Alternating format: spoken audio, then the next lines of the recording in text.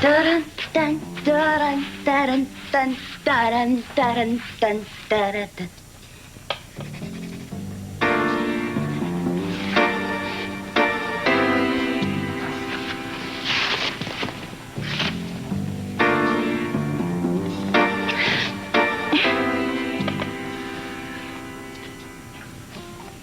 Just leave your picture and resume and we'll let you know. Okay, Mr. Marlar, I gotta tell you this right now. You've got to quit this. Quit what? Sitting here doing nothing, seeing nothing, eating nothing. I cooked tonight, Ross. I cooked, okay? What did you do? Did you eat 2 more mouthfuls of it? No, you just sit here, plop yourself down, work, stare into space. I have a lot on my mind, Blake. I know you do. I know. Please don't shut me out, though. No, I don't mean to do that. But this custody case is going to affect the lives of so many people. But it's over, isn't it? I mean, the judge heard all the arguments. You can't do anything more for Bridget. A good lawyer never thinks that way. There's always a little something else you can do to help your client. Yes, and you are a good lawyer and a good guy, Ross. I'm glad I finally got smart enough to fall in love with somebody like you. But this is eating you up. Isn't a good lawyer also supposed to take care of himself physically as well as mentally to do a good job? I don't know about your mental state right now, but physically, you run down. You're not eating right. You're not sleeping right. You're not doing much of anything. I'm fine. Don't you worry about me. Okay, fine, I won't. Aren't you going to ask me why I'm wearing my towel? Don't tell me. You got a job in a bathhouse. No, it's your wedding dress. No. I know you're going to take a shower. Very good, and you know how much I hate to take showers alone. Yeah, I know. I was supposed to call somebody. Ross. Who was I supposed to call? Ross. Who was I supposed to call? Do you know the area code of San Francisco?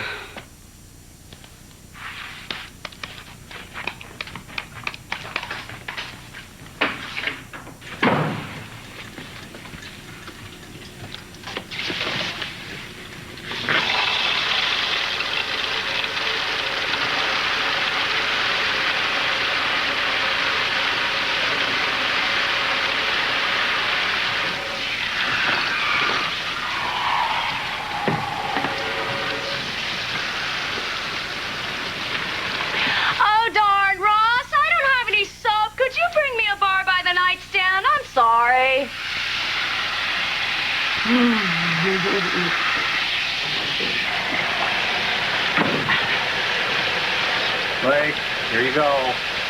And here you come. You got me wet.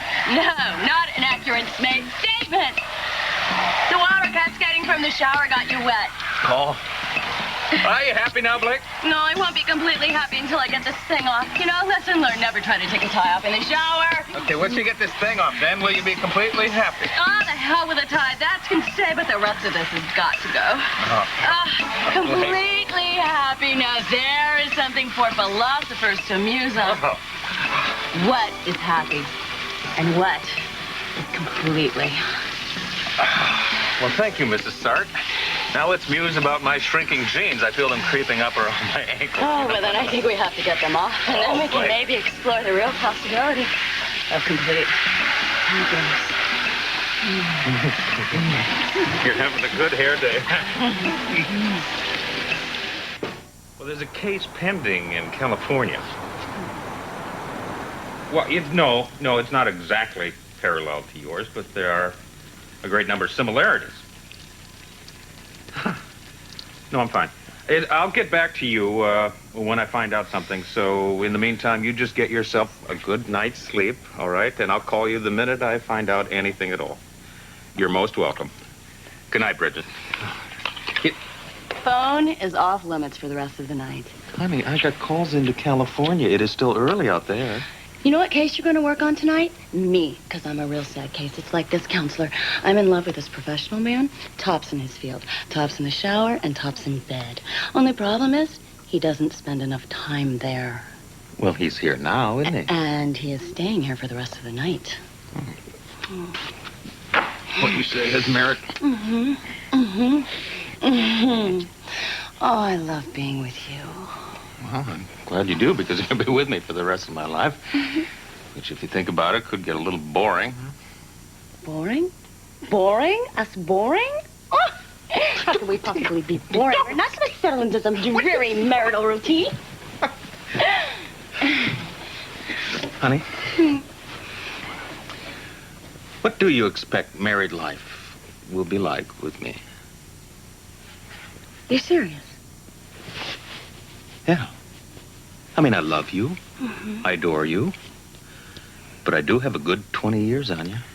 And I can't help but think, how's this going to work? How can it not work, Ross? We will just keep moving. We will not let that grass grow under our feet. We're going to live every single moment, eat out every night, hit the clubs, boogie till dawn. Oh, you are serious, aren't you?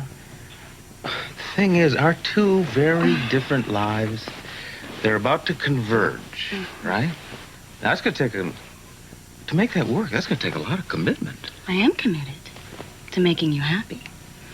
I know that, your work takes a lot of time, and I will never stand in the way of your work. Well, hardly ever. But I'm going to make sure that your life away from the office is so full of love and pleasure and fun that there'll be no way you'll be able to wither away into a musty moat on a legal tome. A musty? Moat on a legal tome. That's good. I'm going to have to remember that. No, don't remember that. Remember this instead.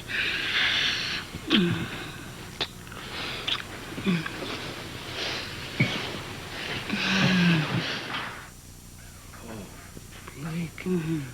Oh, where did you learn how to do this? Blake. Oh, this is just heaven. Well, you're going to get this for the rest of your life, so stop fighting it. I'm not fighting it. I just feel so guilty. Oh. There's so many people are going through hell while I keep coming home to heaven. Well, it's not like we haven't had our fair share of problems, We deserve a break. Yeah. What about you? You walk around with the weight of the world on your shoulders. No wonder you have back problems. But I am going to massage all your troubles away. Okay. What's in it for you, though? What's in it for me? Yeah. I get to feel safe. So when I sail off into my crazy tangents, I have you there as my anchor.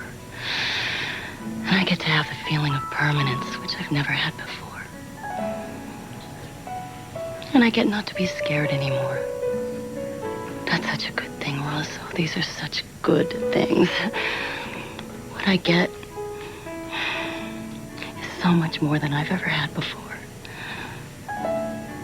Plus, I get a wedding, a real wedding, a real wedding with all my friends and both parents present. So long as your father doesn't swing in on a rope again, that's all. I suggest that we stay off marital memory lane and concentrate on our future instead. Okay? Oh, okay. Why don't we get under the covers and let the Sandman do his thing, huh? Okay, Mr. Sandman. It's magic time.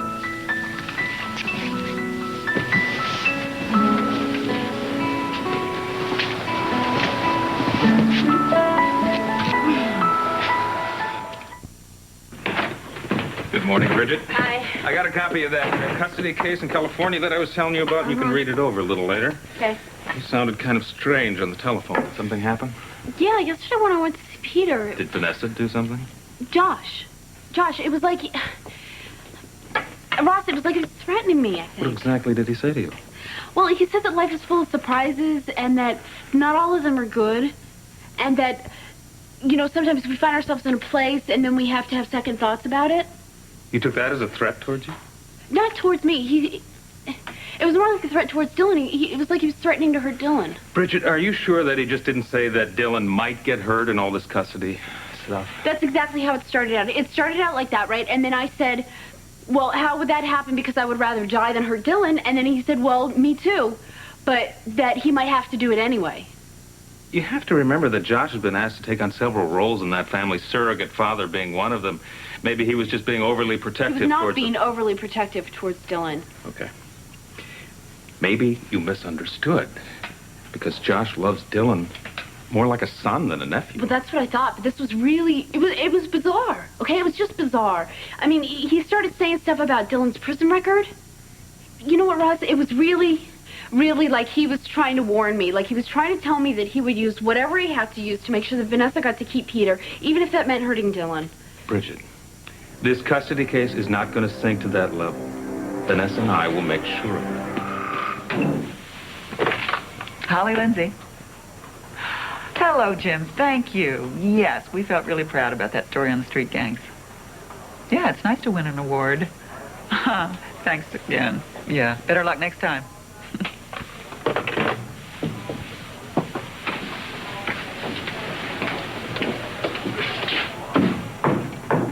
Come in. Hi. Oh, hi. Hi. How's my timing? Is it okay? Perfect. The wolves are at bay. Oh, that's good. Would you like some coffee? Oh, no, thank you. Sit down, please. Well, I'm glad you came.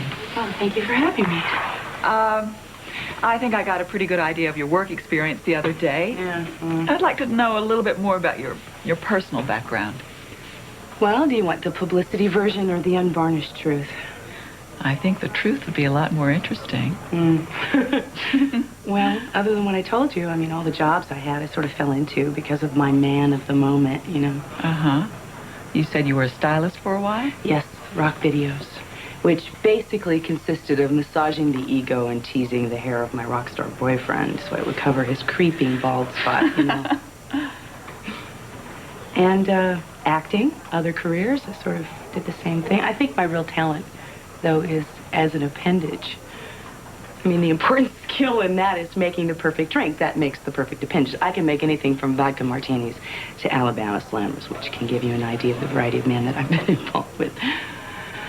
I don't think that I should be telling you this. Should I really be telling you all of this? Absolutely. Absolutely.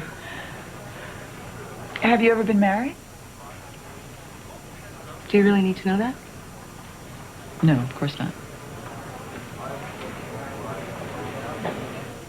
I mean, how did you get such a jump on your career? Oh, one of my exes.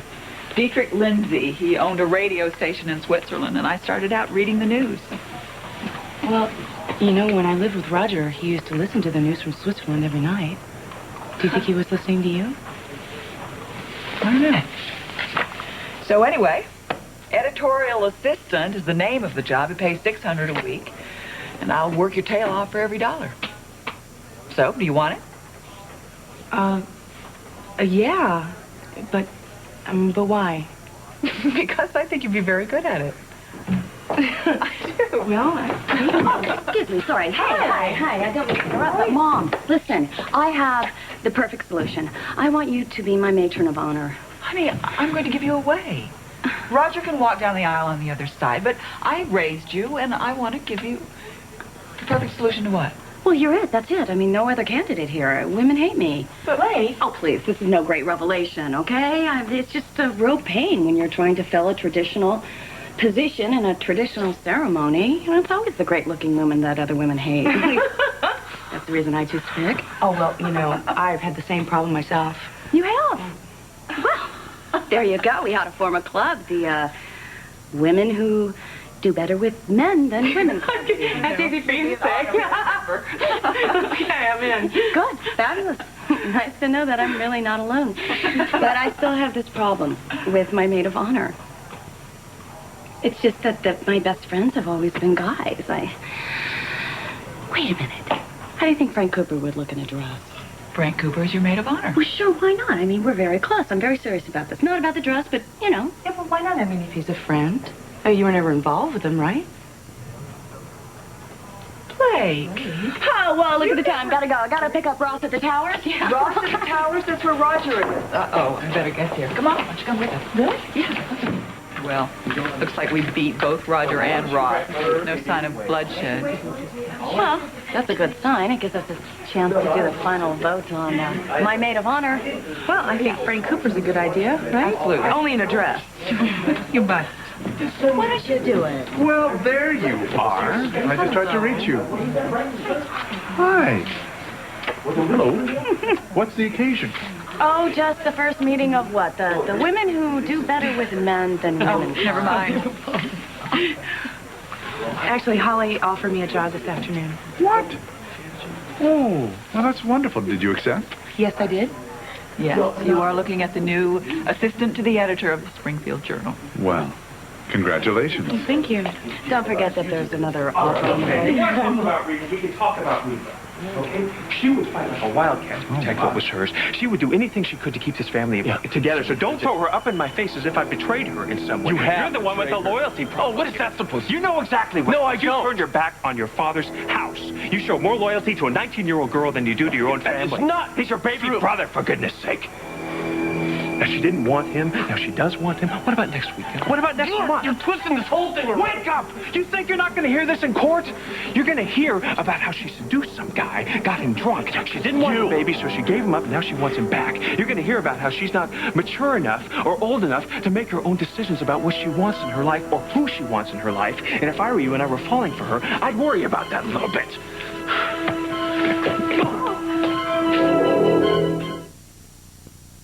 You all right? I'm fine. Thanks. I can't believe you're doing this. Me? Yes, you. Could I you didn't please do just it. stop now? You have to do this right here. Can't we just talk about it some other time? Fine. Hey, Dylan. I mean, this is unbelievable. Must you resort to violence in public? Get out of again? my face, Roger. Can't you be more like your father? I owe you one. Well, I'm just trying to give you a little... Back off. We need your support. And I don't back off. Now, you see, this family feuding has gone too far. I hope you can get it together. Roger, before custody. just go away. Josh, sit down, please. Would you sit down?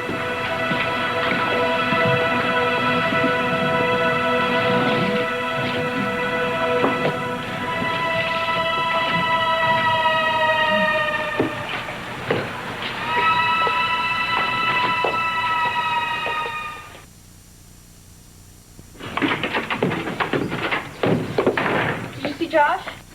Yeah. I handled it great. Walked right into a public place and decked him. What happened? It was okay until he started running you down. It wasn't so much what he said, it was his tone of voice. I would have done the exact same thing. It's okay. No, it wasn't smart, Bridget. And we gotta be smart.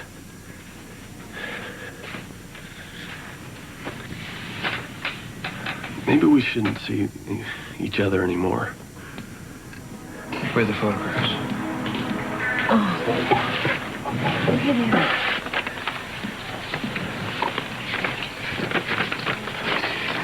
Just think about it, all right? You think about it. Gotta get going. Oh, I'll go with you. Oh, good. Mom, I couldn't find Ross. I'm going to need you to drop me off. Is that okay? Okay, fine. You coming? No, I haven't had my breakfast yet. I have nothing to do, nowhere to go. I won't go near the Lewises, I promise you. See you later. Bye.